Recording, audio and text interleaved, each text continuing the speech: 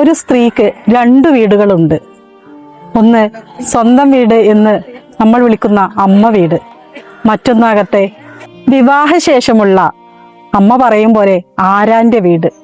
എവിടെയൊക്കെ പോയാലും തിരിച്ച് എത്തണമെന്ന് ആഗ്രഹിക്കുന്ന ഒരു വീടാണ് അമ്മയുള്ള വീട്. അമ്മയില്ലാത്ത ആ വീട്ടിലേക്ക് കയറി ചെല്ലുക എന്നത് അത്യന്തം ദുഃഖകരവുമാണ്. അത്തരമൊരു കവിതയാണ് ഇന്ന് നിങ്ങൾക്ക് പരിചയപ്പെടുത്തുന്നത്. ഹൃദയമുറിവുകൾ എന്ന കവിതാ സമാഹാരത്തിലെ റജീന റഹ്മാൻ മങ്കടയുടെ അമ്മയില്ലാത്ത വീട് എന്ന കവിത.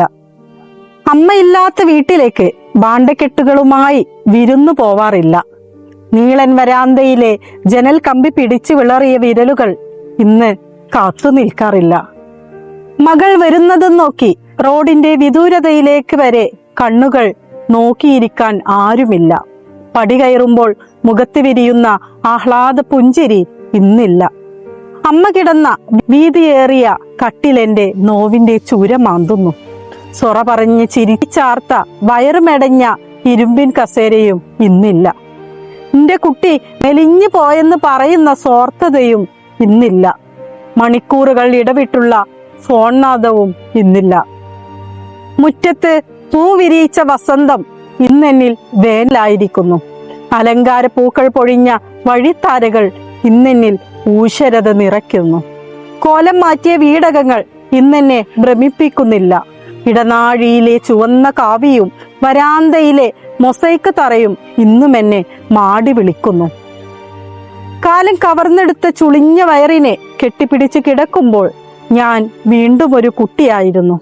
പാർത്ത് കൊതി തീരാതെ തിരികെ പോരുമ്പോൾ മിഴി നിറയുന്നത് കണ്ട് ചേർത്ത് പിടിക്കാൻ ആളില്ലാതായിരിക്കുന്നു.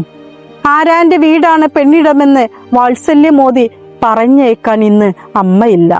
ഓരോ പേറ്റുനോവും അറിഞ്ഞപ്പോഴുമാണല്ലോ അമ്മയെ അമ്മയായി അറിഞ്ഞത്. ആരാന്റിടങ്ങളിൽ കുന്നോളം പണിയെടുത്താലും അമ്മയടുക്കൽ മടി പിടിച്ചിരിക്കുന്ന കുട്ടിക്ക് തൂഹലം ഒരു നനവാർന്ന ഓർമ്മയാവുന്നു. അടുക്കള തിണ്ടിന്ന് പരിഭവം ഓതുന്നു. തിന്ന പാത്രം കഴുകി വെക്കാതെ നിക്ക് വയ്യെന്ന കൊഞ്ചിക്കുണുങ്ങലിന് നെഞ്ചിൽ ചോര വാർത്തുന്നു.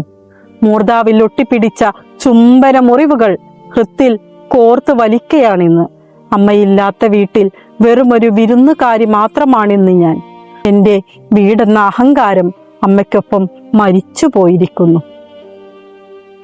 കാത്തിരിക്കാൻ അമ്മയോളം വലുതായി മറ്റൊന്നുമില്ലെന്ന പച്ചയായ യാഥാർത്ഥ്യത്തെ വിളിച്ചോതുന്നു ഈ കവിത. എല്ലാവർക്കും സ്നേഹം.